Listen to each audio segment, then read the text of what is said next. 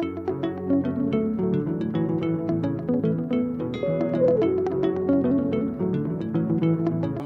Dr. Charles Kapela Mwandama.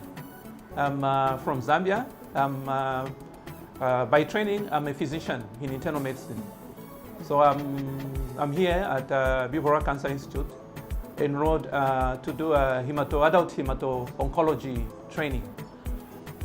So I'd like to give special gratitude and thanks to Merck Foundation, Tata Memorial Hospital, and B.Sc Cancer Institute for having given me the opportunity to enroll under this Merck Access Africa training program. Okay. So in terms of challenges that we have back home in Zambia, we have a population of about 18 million. So when it comes to trained expertise in terms of doctors that are trained in cancer management, like oncologists and other paramedics like nurses, nutritionists, palliative care, our numbers are quite few. Like currently in Zambia, we don't have a trained physician like myself who's trained in hemato-oncology. Currently, we only have 2 hematologists, and looking at our population is quite big. So we need, I'm hopeful that after this training, at least it will improve. It's a drop in the ocean, but it will go a long way in improving the expertise in this particular field. So in terms of my expectations of this training, my expectations were that at the end of these trainings, in terms of knowledge, I expect that I'm going to have the most current information in as far as the latest information in hematolymphoid malignancies, in terms of pathology, in terms of diagnostics, and in terms of therapeutics.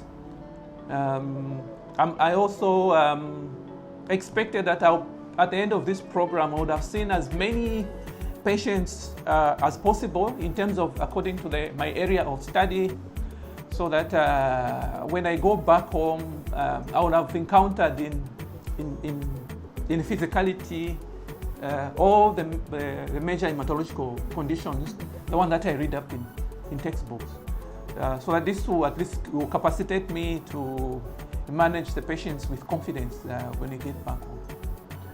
Okay, so in terms of exposures, this training was a hands-on training. I had an opportunity to interact with newly diagnosed cancer patients at the time of their first presentation. I was able to clock them, get a physical history, do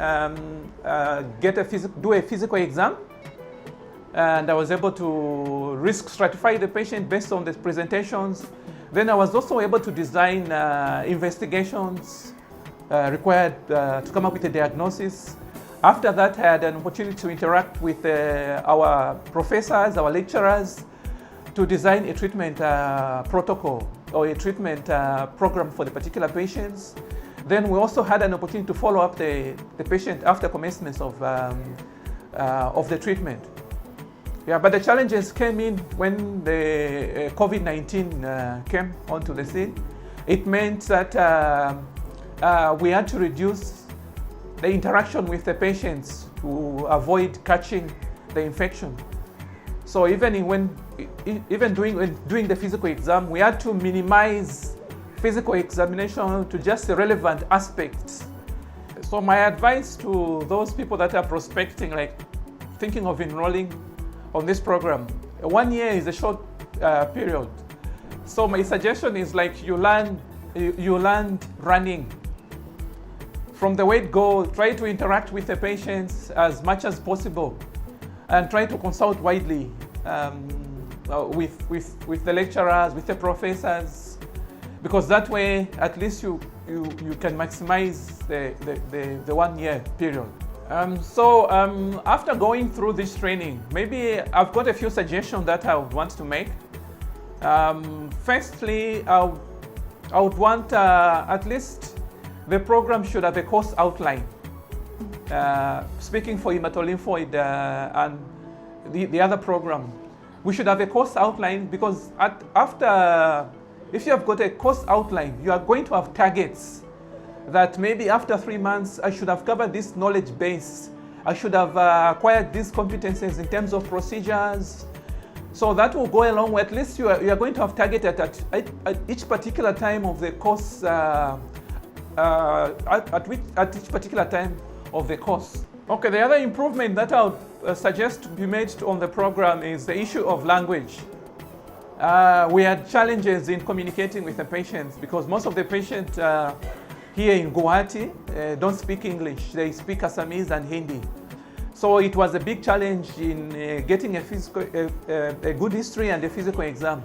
So I would suggest, if it's possible, the first few weeks of the training, at least the people that are enrolled in this program can be exposed at least a few words on how to get a simple good history and to communicate with the patient. It will go a long way in patient interaction and getting a good history.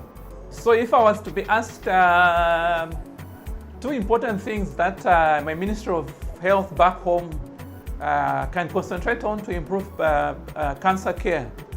So basically break it down to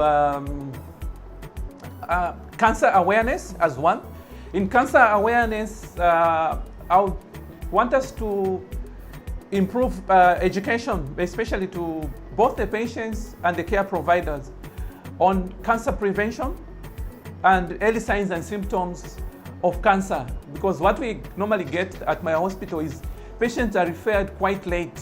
So if we can focus on cancer awareness to both patients and the care providers on early symptoms and signs of cancer and any other strategies that we can use to prevent cancer. The second point is improving on the cancer care. And this, I can break it down to this in terms of diagnostics.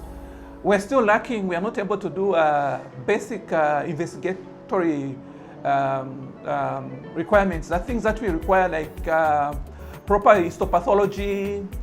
We're not able to do PET scans, CT scans. And then in terms of therapeutics, I hope we can have all the therapeutic agents that we need, because that way it will allow us to make a difference after this training.